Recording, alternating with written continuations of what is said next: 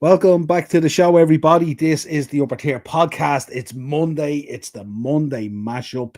I have a special guest on tonight as well, all the way from Legends. As you well know, he's been on a few times now. He's a regular when we come into this Legends season and games are being booked and events are being planned. Tony, how are we? Niall, how are you, sir? Thanks for having me on again. Appreciate it. Yeah, no, you're welcome anytime. Yeah, no, I'm good. I'm not too bad, pal. I was sick for about 2 weeks. I had that cough, that cough that was going around and Yes. cold and everything, and I couldn't shake it for 2 weeks. And some people were saying it wasn't COVID because it was doing the testing and all that kind of stuff. But I just felt absolutely banjax. But I'm over it now. I'm not too bad now. But I hope you're good. I know you're probably busy planning the whole of next year's calendar, filling it up with some great games and stuff like that. And we'll talk about them in a little bit. Just if you could, folks, subscribe to the channel, hit the bell notification button, and drop a like on the video. Most important. Mark's caught up at the moment, but he said he might get to join us later. But if he doesn't, we have the OGs, the crew is here, so it's all good anyway. Plenty to talk about. Before we kick off the show, into the chat, Philip's in there. Big up, Philip. Hope you're good, my friend. Whereas Mark is caught up at the moment with the family stuff, but he may be able to join us later, so it's all good. But before we begin, of course, Hogan Elite Trophy Hire, the sponsors for the Monday mashup this season. There's Marky there. Tony, you'd recognise some of those pictures from Ballier, of course. For the Man United event in Ballier. He sent them on to me. So if you could, folks, Hogan Elite Trophy Hire on Facebook, on Instagram. If you have a special event or something coming up, hit up Mark there, let him know you're a subscriber to the podcast, and Mark will look after you. He has all those fabulous trophies, and they're always at Tony's events and everything else. And Tony would even tell you the reaction from the kids and the parents and all when they see the trophies and get the pictures is absolutely cool, and everyone kind of loves it, Well, yeah, absolutely. So make sure you're giving Mark a follow over there, both on Facebook and Instagram. If you have something, hit him up, and as I said, let him know you're a subscriber here, and Mark will look after you. Just two bits of business before we get into some of the results at the weekend, and we'll have a chat with Tony a little bit about Man United and what's going on there as well. One cat, Phipps, passed away last week. 85, I think the lady was. Synonymous at Manchester United. She was there for years. I think she's seen it right through all the different ages that we would recognize and stuff like that and all, and sadly missed, and the outpouring was unbelievable. Don't know if you've seen it last week, Tony. Every player that I can recognize anyway was posting about her and what a lovely lady she was and how brilliant she was, and also I don't know if you have anything to add to that. Yeah, she was a big part of the DNA of the club. I'd say she could tell you some stories, that's for sure. You know what I mean? And it is sad. And I suppose there's very few people left in the club that have gone back, have been part of the fibre and the DNA of the club. It's all changed. And it is sad. And I think she'll be fondly remembered. That's for sure. Yeah, absolutely. And it's always tough as well when you have someone who's carried that amount of history and those stories, and she could tell you so much about Man United to now go. And it was really lovely, the outpouring the other day from all the players. Rio was on and David Beckham, so many players, the outpouring and all that stuff. So it was fantastic to see. These are the unsung heroes I talk about at clubs that don't get the flowers that they deserve at times. It's mainly centered around managers and players and all that kind of stuff. So we said we put a little slide together. We did mention it last Thursday on the show as well. Darren cut me off guard because I didn't realize it had happened and stuff like that. And also we said we'd mark it today and stuff like that. Just another little bit of business as well. We want to wish this man well as well. He was in quite a horrific car crash there at the weekend as well. Mikel Antonio. I felt really bad about this, Tony, because we did a show on Thursday night and I was only talking about this guy being an absolute waste of space. And how poor he was for West Ham and everything and all. And then the next thing we heard that this car crash had happened at the weekend and stuff like that. So obviously forget about football and all that kind of stuff. He had surgery today, I believe, on a fractured leg and all that kind of stuff. But it sounds like he's stable and he's going to be okay. But the pictures of the car and all look pretty horrific and stuff like that. And I was kind of saying at the time, hopefully they a lot of that damage that's there was kind of fire brigade or whatever cutting him out of the car and stuff like that and all, rather than actual physical damage from the crash. But it looks like he's going to be okay, but he's going to be out for a while, obviously a broken leg or whatever it is and stuff like that. But we wish him well, Mikel Antonio, on his recovery. Go ahead. Yeah, no, he's lucky boy, isn't he? In fairness to Yeah, absolutely. 100%. So hopefully he'll be okay. Right, let's talk about the weekend, and we can kind of mix and mash it in if you like. We'll start with your own club, Tony United, losing 3-2 to Nottingham Forest, apparently the first time in 30 years. Eric Ten Hag gone, Ruben Amorim after coming in. Then we hear that Dan Ashworth is gone. This is the guy that you were chasing for about a year. Ended up paying a bit of compensation to get him in. Obviously going to pay a bit of compensation now to get him out. What you thinking on what's going on there at the moment and what's developing and everything else? Oh, I think the club is in a bad place, to be honest with you. And not to take away from Nottingham Forest. Like Nottingham Forest, I think they're fourth. They've beaten Liverpool this year, I think, in Anfield, and they've beaten United. Yeah. But so obviously, and in fairness, I watched the game and I thought Forest deserved it, if I'm being honest. There's a lot more problems in United. It's going to take that chap a long time. There's another 2 years of rebuilding there. That's if he even gets the time. There's obviously a poison or a virus in the dressing room, I think. There's definitely something wrong. United are definitely not the force that they were. All the other teams seem to be stepping up. Liverpool have stepped on the gas, haven't they? They seem to have 2 players for every position. So it doesn't matter if someone's not performing, they just put someone else in. They look very strong. And City are on a bit of a slope at the moment, but United are way off. Last year I said they'd be lucky to finish in the top 8. And this year I think it'll be the same. I think they'll be doing well to stay in the top 8. You know what I mean? No, look, they're on a run. You just don't know. Like if they won the last 2 games, I think they would have overtaken City. So it's just mad the way football is, but he's only covering the cracks. There's a lot of problems there. The players, I don't think he can settle on a team even. There's just a lot of problems. Wow, there's a lot of problems. Yeah, I think when you look at it, I've like you have Amorim after coming in, who probably should have come in the summer. Ten Hag probably really shouldn't have got the extension that he got, and a lot of this is being piled onto Ashworth. Now after leaving and stuff like that he was the guy batting for it, and he was the guy that also wanted Southgate in, didn't want Amorim in. Apparently when Amorim came in, after 2 days, Ashworth went on holidays when he should be really there with the new manager, sorting stuff out and all. So there was a lot of hearsay going around. We don't know how true any of this is because obviously we're all on the outside and stuff like that.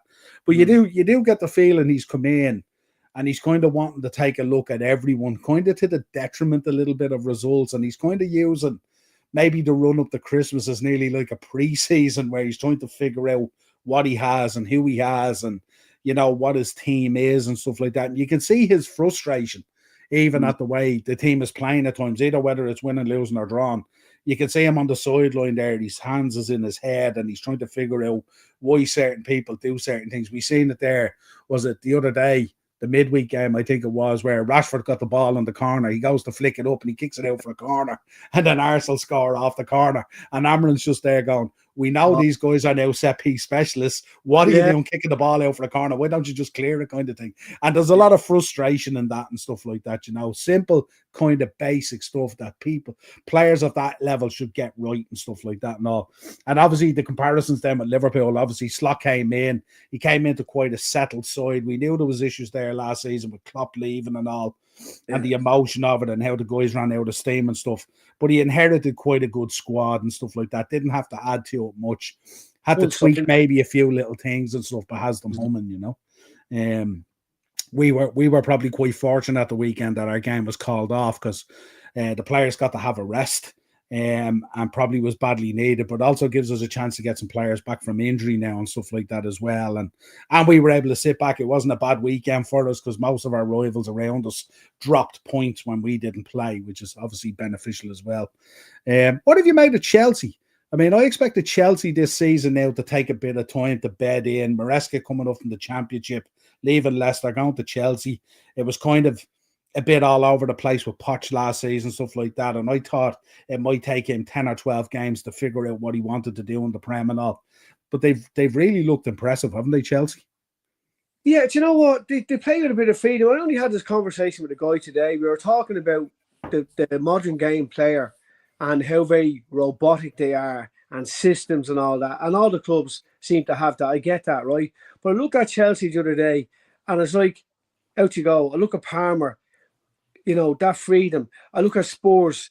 Yeah, I feel sorry for the manager, because the first half they were brilliant, and then the second half, if they had a Gascoigne or a Waddle back in the day in that team, people that could change the game, but they never changed. Where Chelsea, I said, if these are going to get a goal, they're going to get another one. You just knew they were going to get a win. But I just think there's something about Chelsea as well. It mightn't happen for them this year, but then again, you just don't know football. Liverpool just look unbelievable, even in Europe and on the home front. And if they keep the players fresh and the hunger, I mean, I can't see anyone touching them. They just look something. I said that our season will hinge on those contract renewals. Those contract renewals will either imbalance us and destabilize us, or it will cement us and kick us on. So they really need to get the likes of Van Dijk and Salah and Trent, if they can get those sorted out, and then maybe add 1 or 2 players in January, which I know is kind of a stretch at times. But then if they could do that, we could kick on and maybe make a statement in the second half of the season as well. Because I just think, to be honest, I think we're always only 1 or 2 players injured. Now, I know we have had injuries out at the moment and all as well, coming back, but you're always only like a Van Dijk missing for a month or a Salah missing for a month away from, a bit of a capitulation like what we seen last season, because remember, with 5 games to go, we were still in a title race last season as well. And we threw it away. The game of Palace that I was at Anfield, and then we had the Merseyside derby, we lost 1-0, I think it was. And we just from there. Quadruple Niall last year. Was there a talk of a quadruple last year at one stage? No, that was the previous season. All right. The previous season was the quad year where we ran out of steam. We were unlucky last day of the season. We lost the league. Then we went on and we lost the Champions League. And we ended up winning the Carabao Cup and the FA Cup. We did the domestic cup double. It's funny, Niall. I remember a couple of weeks ago, I had Ray Houghton over for, he was doing, him and Ronnie Whelan were doing after dinner speaking for the club, Johnstown, down in Meath. And I picked Ray up in Dundalk. And we were just talking about the teams. And I'm a United fan, as you know. We were talking about United and Liverpool. He says, I watched Liverpool in Spain pre-season, and I said, they're going to do damage this year. Their fitness levels have gone up through the roof. He said, they're fitter now than they ever were under Klopp. And I said, really? He said, yeah, waiting to see them. And he was right. I've been watching them. Their fitness levels, they're just going and going and going. And they're freshening up. If Trent is having a bad day, they put that young kid, Bradley, is it? Bradley in, yeah. I mean, I watched him against Real Madrid. I mean, oh my God, this lad's a diamond. Against Mbappe, yeah. He was very good. What a player. So that's what I think something about Liverpool this year. Even you look at the keeper situation, where they're always behind on Alisson, I think, and the young kid goes in, the Irish kid goes in, and it just slots in. You know what I mean? So I can see them winning the league with 10 points. It just seems very seamless at the moment, doesn't it? When they slot in and out and stuff, it doesn't seem to be. And the thing about it is, apart from outside influence, they don't dwell on it either. You don't hear slot going on down Trent, so I have to put this guy in like it's a hindrance or a problem. He goes, should we have Bradley there? He'll go in there, do a job for us, not a problem. Nothing seems to be a problem to him. Like, even when they talk about him, not making many signings in the summer. We brought Chiesa in, who's the ghost. We haven't even seen him at this stage. I thought it was a poor decision. I think spending 12 million on him was ridiculous. But that's just my view, because I just don't think it's going to work out. And I don't know how it takes you 4.5 months to get your pre-season in to get fit for the Premier League, especially in a place like the AXA Centre where you have all the sports science at your hands. I just think there's something going on there, and it's just stupid, to be honest. Even Hogan likely fit before that. Jesus, yeah, absolutely. Yeah, that's what I was thinking. Yeah, but yeah, it's just like he kind of. A lot of Liverpool fans are kind of a bit up in arms and stuff when he was saying, I'm quite happy with the squad that I have and all, but then we didn't understand his kind of change and a little bit of style of play, how Gravenberch has been unbelievable this season and all, and Klopp hardly ever played him and stuff, and little nuggets like that and stuff like that have just worked out. Maybe it's by definition, maybe there's a little bit of luck as well, because he could have gone in and could have been a disaster. Who knows? But it's working at the moment, whatever they're doing, and there seems to be momentum there. The Newcastle game, obviously, last week was a little bit disappointing, but especially being we could have easily lost that game. We weren't very good in it, but we still got the draw. But we were like 4 minutes away from winning it as well, which is disappointing when you're not controlling the game either, you know. Newcastle, I want to talk to you about Newcastle. Obviously losing 4-2, drew 3-3 with us, probably should have beaten us midweek. Go down to Brentford and get absolutely battered 4-2. Brentford, obviously a very good side under Thomas Frank at the moment, has them humming. And I seen his video from the dressing room after the game. And he speaks very, very well to the players as well. I like him as a coach. What have you made of Newcastle? The richest club in the world now because of Saudi Arabia, but can't seem to spend a penny. Kind of hampered. Do you know what? The other side of that is, and it goes back to a conversation I had years ago with one of the legends. Who wants to go to Newcastle? And I don't mean that in a condescending way. You look at Spieley at that time with the coat up and it's snowing, and he's coming into Newcastle, and you just went, he's not going to stay there. Do you know what I mean? And unfortunately, for all their fortunes, I don't think they're going to attract the player that they're looking for. I can't see many top players going to Newcastle, if I'm being honest with you. And then the manager is a good manager. Yeah. But will they go after someone else? Are they just waiting for an excuse to get rid of him? Things like that. I don't know. Like the crowd are brilliant. I've been up there, I've been at games there, and they're nearly sucking the ball. Like Anfield, the Cop, they're nearly sucking the ball into the net. They're fantastic support and very loyal, but they never seem to do it. You know, even Shearer at that time, even Shearer had them in the FA Cup. They got beaten against, I think it was Chelsea and United, the 2 years. They never seem to, they never do. And then it relegated that time with Shearer. So I don't know, to be honest with you, what's going to happen. I think they're way off, if I'm being honest with you. There you have it. There's the inconsistency. 3-3 against probably one of the best teams in Europe, and then to get down to Brentford. And 3-3, as I said, and probably should have bet us, to be honest. Yeah. Acers is just updating us there. 2-0 to West Ham tonight. Kudos.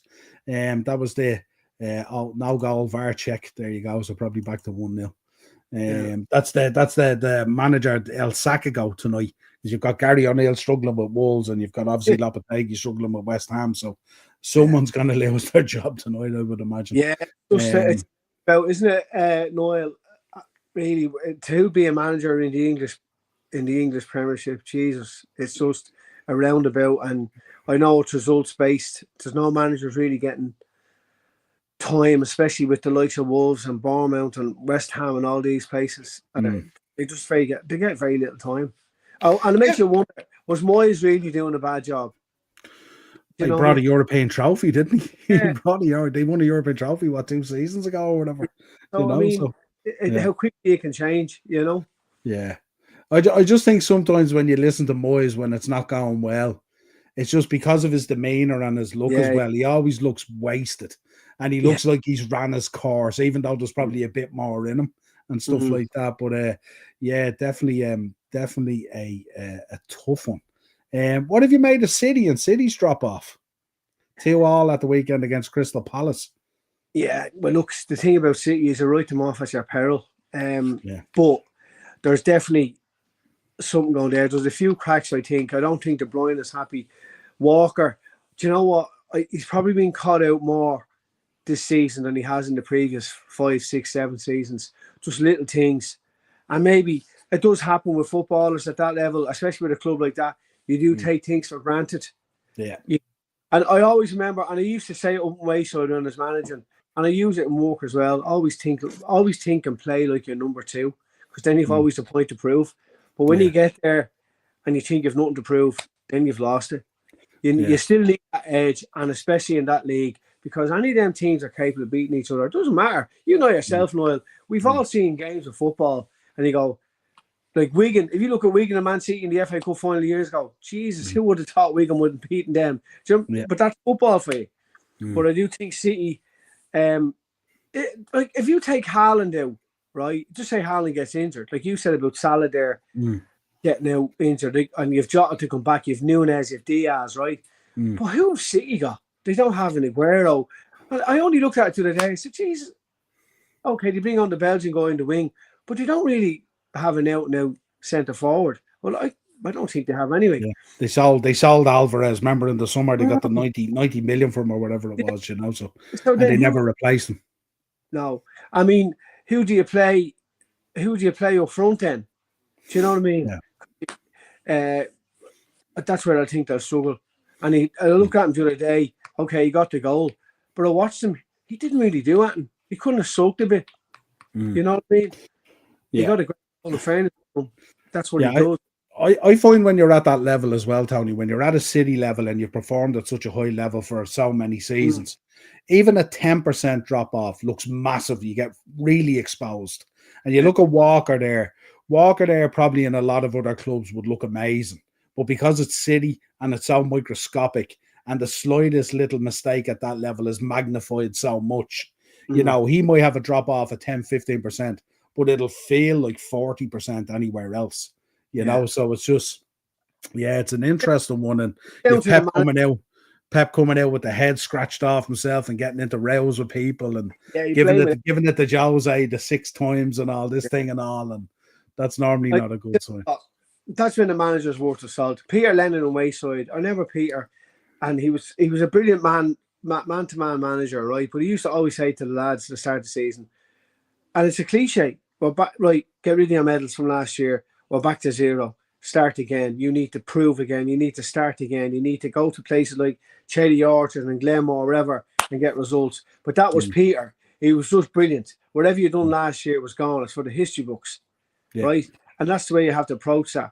Like whatever City you done last year, right? Good luck to them. But it's a new season, and I'm telling you, Liverpool are just romped away. I just can't see anyone touching them. I just can't see it, to be honest with you. Yeah, well, the narrative was, sure, who have we played? That we haven't played anyone yet. And then in 1 week, we play Man City and Real, batter both of them. And then it's then the talk changes again, It's like... I even think Real Madrid at that game were actually shocked that Liverpool played with such a ferocity and just kept at them and at them and at them, right? And then against City, they done the same. And you can see at the end what it meant to them to win that. They knew it was important. And then the weekend just gone, the results went their way. You know what I mean? Like, and look at City, okay, I know if United coming up, that won't be easy either. It's still a Manchester derby. Yeah, you know what I mean? Yeah, and the derby can be a leveler. So look, you bet them in the FA Cup in the start of the summer, so and no one expected that even, Oh, sure. There you go. I was still in shock when we went 2-0 up. I said, "Oh my God, City haven't turned up yet," you know. But that's football. Yeah, it's absolutely mad, isn't it? Right, so let's get on and talk about the legend stuff. That's why you're here, so we talk about that and have a bit of crack. Yeah. You got a Leeds one coming up, which is slightly different for you. Marky put the info up there. So there's the match out in Bray Wanderers, isn't it, on the Carlisle grounds, and there's also a Q&A night. So give us a breakdown of both things, what it's about. Where people can find tickets, all that kind of stuff. Mark posted this today on his Facebook page. So give us a breakdown of that. Well, I tell you, pre-COVID, Niall, we tried to get Leeds over. Leeds have a massive fan base in this country. I didn't even realise it was that big until I was in the airport a couple of years ago and it was all Leeds fans going out. So that was always in the back of my mind. And then an ex-manager of mine, Tony McGurk, who was a manager of Ballybrack and manager of Bray Wanderers. Tony, unfortunately, suffered a stroke. And we all heard that he suffered a stroke. Tony is one of football's finest blokes. Great bloke, great gentleman. And was very good to me over the years and always helped me, even when I was injured and stuff like that. And he's well known in football circles. So when I seen the video of him getting rehab in Donnybrook Hospital, I rang Stephen Kelly first, and then myself and Stephen have the rights to the Borough Legends. We formed that years ago. It was fellas from Dunleary. We got together, League of Ireland's lads from Dunleary, and played in charity matches to raise money.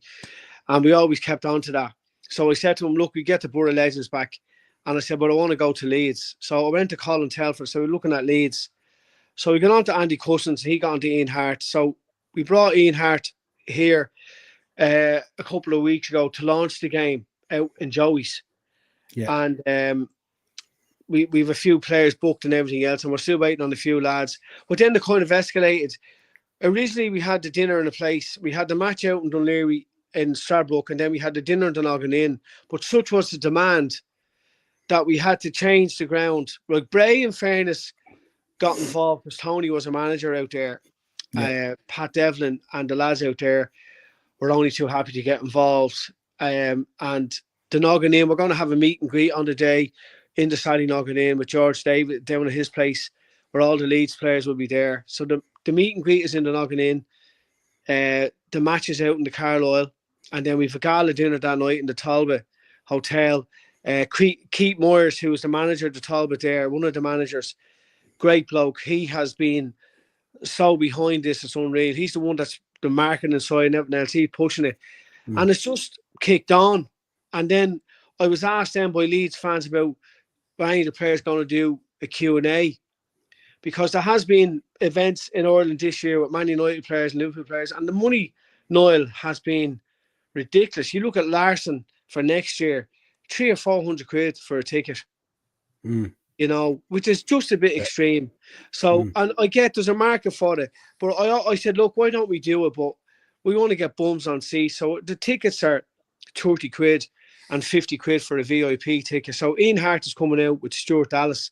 Now, Stuart Dallas, the white cafu that he's called in Leeds. I'm not a Leeds fan, so I was getting all this back from Leeds fans. And my phone hasn't stopped.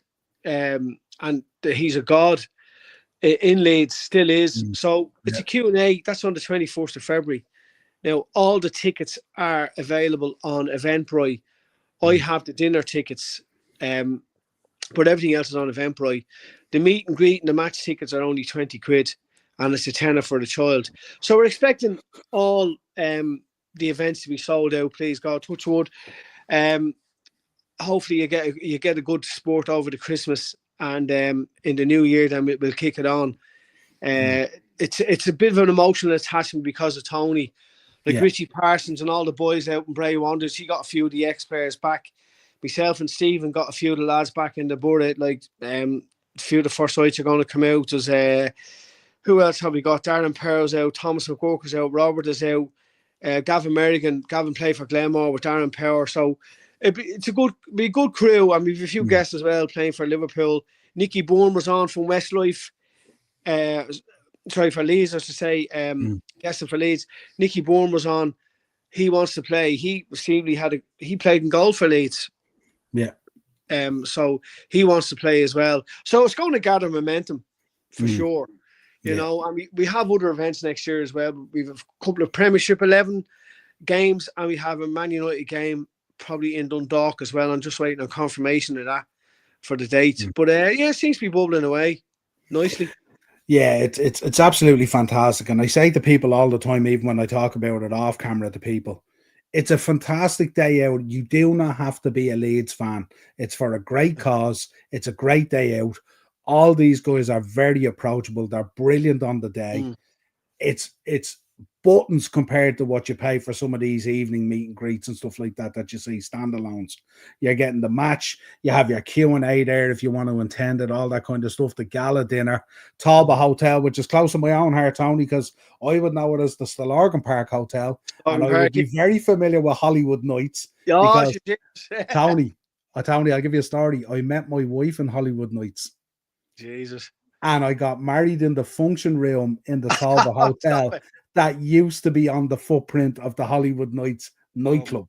So there you go. So I have a lot of history with that hotel as well. Great old spot it was too. Oh, unbelievable. Rocking back in the early 90s and stuff like that. It was phenomenal. But yeah, absolutely brilliant. And, you know, great venues, great locations. The Noggin Inn is Tony, years ago, Tony, I used to do DJing in the Noggin Inn. I used to do, you know, the 21st and the 40, it's upstairs in the function room. I used to do all that. So I know the Noggin Inn well as well. And we used to do all that stuff years ago as well and all. So great crack. But it's absolutely phenomenal. It's great on the day. You'll get to meet all these guys. They're so approachable, and you know, it's always a great event, and it doesn't matter. I went to the Celtic one, which was brilliant at Home Farm. I've gone to one or two of the United ones now that are great crack. I'll attend this one as well. I'm a Liverpool fan, but it doesn't matter. It's always great to meet these guys and meet these legends and touch base with them again and stuff like that, and let them know how thankful you are for what they did in the past as well. The likes of Harty and all there, playing for Ireland and everything and all. Well, I have to tell you a story. No, when I picked Ian Hart up, myself and Stephen Kelly picked Ian up. Yeah. And we just said, look, we're going to do a launch day. And we're going to have photographs of the McGurk family down in Joey's. And he knows Joey's, like, you know what I mean? And he says to me, Tony, I don't think anyone will know me. And I'm going, really? He goes, yeah, I wouldn't be well known. So anyway, we go out to Joey's. He gets mobbed. We're doing a radio interview upstairs with him. And he's like just totally taken back. We bring him over to the Noggin Inn. Of course, George Davis, who's just the most lovable guy and a great host. Oh, Jesus, Ian, come in, blah, blah, blah, welcome and all this. So he's taken it back, Ian is. So we bring him down to Dunleary, to one of the oldest pubs in Dunleary. He gets absolutely mobbed. Yeah. He gets flagged, of course, for missing the penalty, right? Yeah, of course. And then he's asked to go behind the bar and he's pulling points. He's totally taken it back. I said, that's nothing. Waiting the rest of the Leeds lads come over here. And he went back, in fairness, and he said it to them. He rang them all, and they all done videos for me, and they said they're so looking forward to it, coming up here. Like, the Leeds fan base is ridiculous. There's people from England after booking into the Talbot Hotel to go to the whole event. The manager rang me, says the amount of English people, Tony, are flying in from Leeds to come to this event. And it's just that the end of the season. So the league finishes on the 3rd in the UK. So if Leeds get promoted, let's say, or win the league, and then the hangover then is the following week when Leeds are playing the Board of Legends. Yeah. So the place would be mental. Yeah, it's absolutely, and I'm surprised he thought that way as well. But I think Harty's probably that little bit more reserved, isn't he, and stuff like that as well. Yeah, he's unassuming, and he was kind of like, I find with Harty as well. He was there playing football, and then he was gone. Yeah. And it was like as if he just vanished and went off somewhere, that kind of way. So where some of them kind of hang around, or you see them, they're doing training or coaching or badges or whatever it is. Yeah, he just seems a lovely, lovely chap. And I think they'll have a stellar one. And I think on the back of the success of this one and how well it's going to go and stuff like that, I think you might have a regular Leeds Legends game that you'll have to put on a yearly basis. Because the one thing about Leeds, no different than ourselves or Man United, you have that loyal fan base there as well that never forgets and always shows up and support, and always comes out in numbers as well, obviously for a good cause as well, for that man and stuff like that. And also, it's absolutely. I tell you who we have managers on the day. We have Mel Sterling and Paul Reaney are going to do managers on the day, right? So Paul Reaney is a god, so is Mel. And the amount of people that said to me, how did you get them? I said, it was just a phone call and a chat and everything else. And we've a few of the lad Rosses on board. We've Michael Bridges on board. Ben Parker confirmed with the day. I'm waiting on 2 or 3 more bigger names. I just have to wait until they've TV commitments at the moment. And that's all I'm waiting on. So hopefully if I get them, I'll announce 1 or 2 of them before Christmas. And we'll see what happens in the new year then. So it's going to be good. It'll be a good day out. And the Legends events are always sold out. So that's you're banking on this one to be sold out as well. And all the money raised is going to Tony, because they have to redo his house and put in a staircase for him, and he's still getting physio and all that. You know what I mean? So and I've been talking to him, and he's very taken back. Tony is very a down-to-earth guy, and he's really taken back by what the lads are doing. But he'd be the first one. If that was me or you, Niall, he'd be the first one. Right, what do you want me to do? He's that fella. He's that fella. Yeah, so, it's fantastic. I made the tent there as well at the Carlisle grounds. Hopefully you'll get a beautiful day for it as well, because when the sun shines down there, it's absolutely fantastic as well. So it's great. Well, no, we've ever done out in the Carlisle has been ridiculous. It's been mental. We've done a couple of Legends games out there. We've done the European Legends out there. We've done the Celtic Legends game when we had Larson, and now we've Leeds. And Bray then will be showcasing their new all-weather. So they're getting a new all-weather pitch as well. So Bray are flying. They were a bit unlucky last year. Just missed out. just missed out, and Yeah. I do see some of the lads are back coaching there. Graham Kelly's back in there, so it's a new start for Bray as well. Yeah. You know, so yeah, it'd be good for the town. I was really disappointed to hear they were tearing up the pitch and putting in the Astro, because it's one of the best pitches in the country. And I was thinking, why? I couldn't believe it to hear it, because we had been following the League of Ireland on the podcast most of the season. And the one gripe we had was these Astro pitches. Yeah. They were horrific. That one up in Derry, I think it is it? Is horrific. And I was there going, please, why are they doing this? There's nothing wrong with that pitch at the Carlisle ground. Perfect pitch. Yeah, and I said, ripping that up to put in an Astro is madness. Yeah, I seen Dundalk last year. We had the Legends game up there, and the Astro didn't do any favours. And then we had a Legends game in Athenry last year, and they had a brand new Astro, and just went, no, it's just not. I never like. I'm old school. The grass, But look, that's these clubs will tell you it's progress, So yeah, absolutely. And all the info, Tony's on your own socials as well, isn't it? On the Legends 11 and stuff like that. It's on the website. All up there as well. And what I would say to people as well, Christmas only around the corner. This is a fantastic present for any football fan, not just a Leeds football fan, supporting a fantastic cause. And that would be a fantastic ticket to be in the bottom of a Christmas stocking in an envelope and stuff like that. So try and get out there and support it as much as you can and stuff like that as well. And it takes a lot of work to pull these together. Tony, we've spoke before on this. There's a lot of planning goes into these. It's not just rock up on the day and see how it goes. Everything is planned meticulously. How easy is it to transition with doing so many of the Celtic and the United ones? And as you said, you were working on a Leeds with, and now it's happening. It's as you said, some of them you pick up the phone and it's not a problem, it's done. As you said there, it's a lot of planning. I've done games myself in 3 months because I would have the blueprint. I know exactly what to do, where to go, when to do it. Like we have with this, we've had so many meetings, and Stephen Kelly has been behind this, and Richie Parsons. Have all been behind that. I think we've 40 players to play for the Borough Legends. So rather than have your normal 2 halves, so we're going to play 4 20-minute games. So, for example, Niall, your 11 lads are going on, and let's say Hoagie's 11 lads are going on the second game. So we 4 different games. It opens up sponsorship options for us as well. Yeah. So we 4 different options for the kits, and at least everyone's getting 20 minutes. The lads don't care. Like if one fella says to me, "Look, I'm just happy to sit on the bench because I grew up watching Leeds, so I'd be happy enough sitting on the bench." So look, it is a lot of planning. It's getting the money involved, getting sponsors. I'm lucky with Stephen Flynn and John McKillen in Atlas Tours. They're going to sponsor me. But I still have a few other options of sponsors. And sponsors are key. And it's like when I'm doing these games, Niall, I do say to clubs, unless you have a sponsor or sponsors or a large network, don't do them. Well, not that don't do them. You'll still make money, but you'll always make a lot more money when you have a bigger network to sell the event for you, or you have sponsors. And I've been lucky, with clubs, that they've been brilliant doing games, and they have a strong committee behind them to sell it. Like it's usually a 6-month window.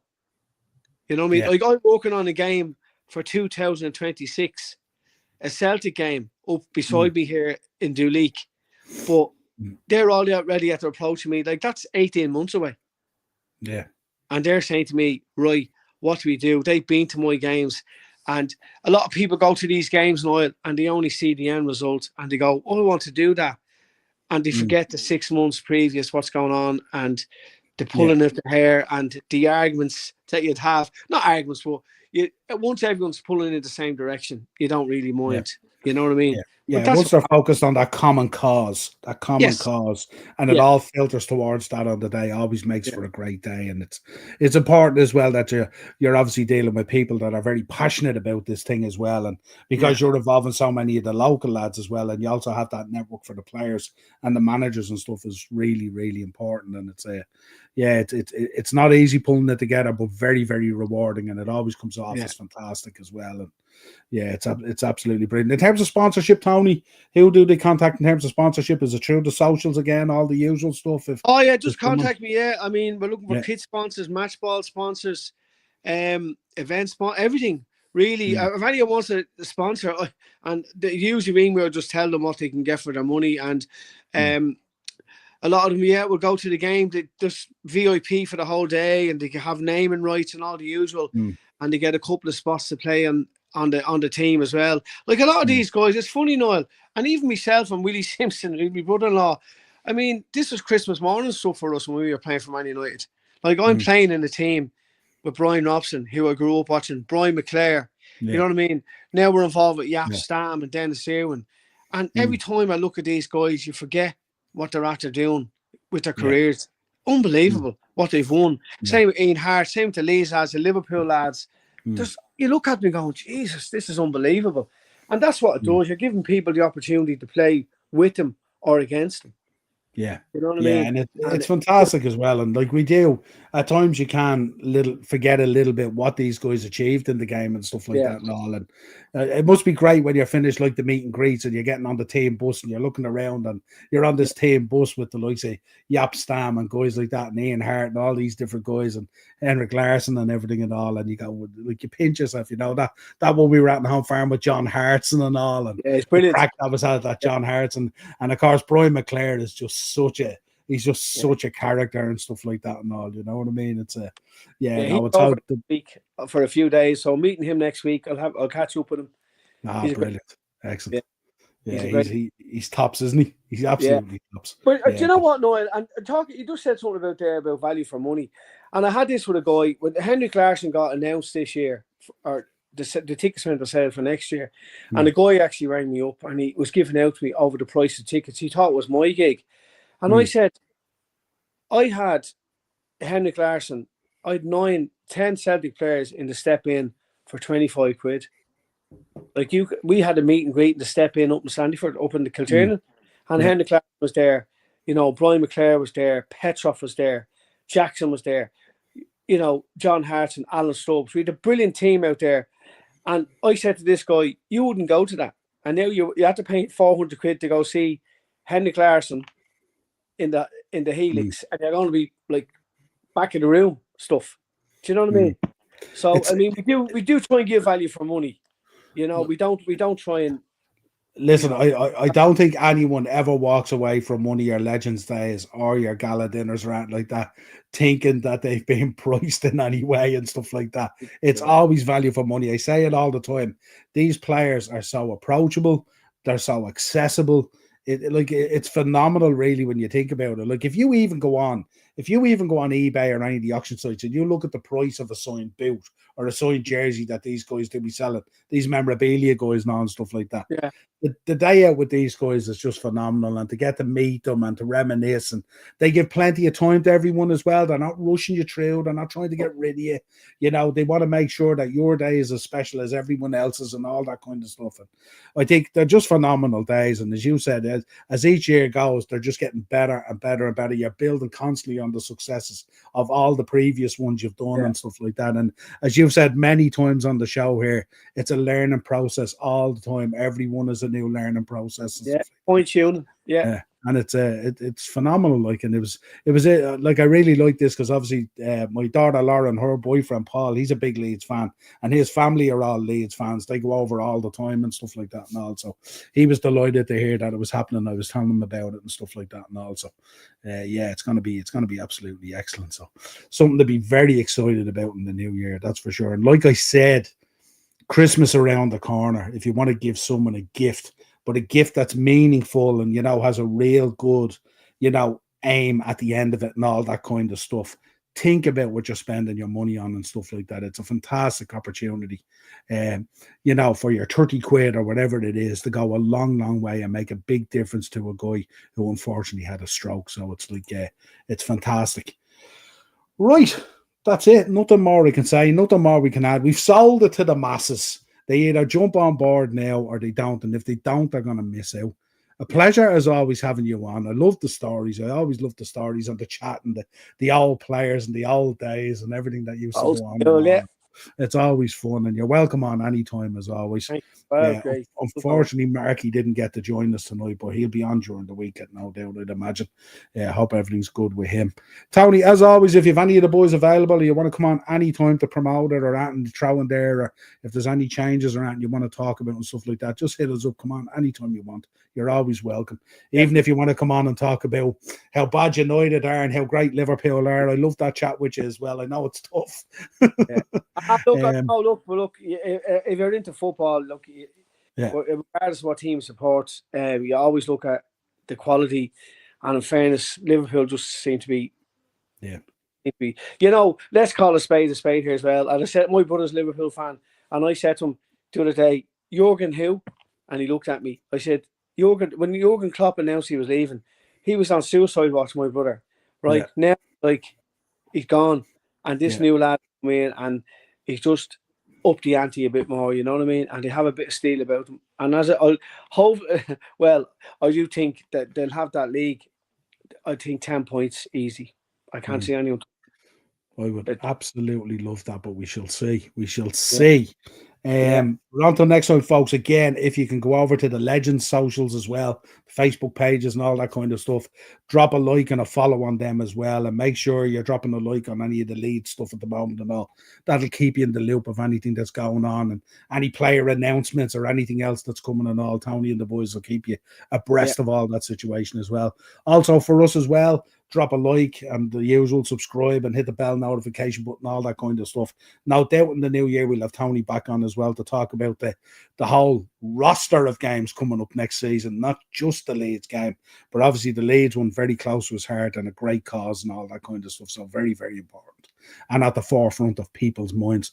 Tony, all I can say is have a lovely Christmas and a brilliant new year.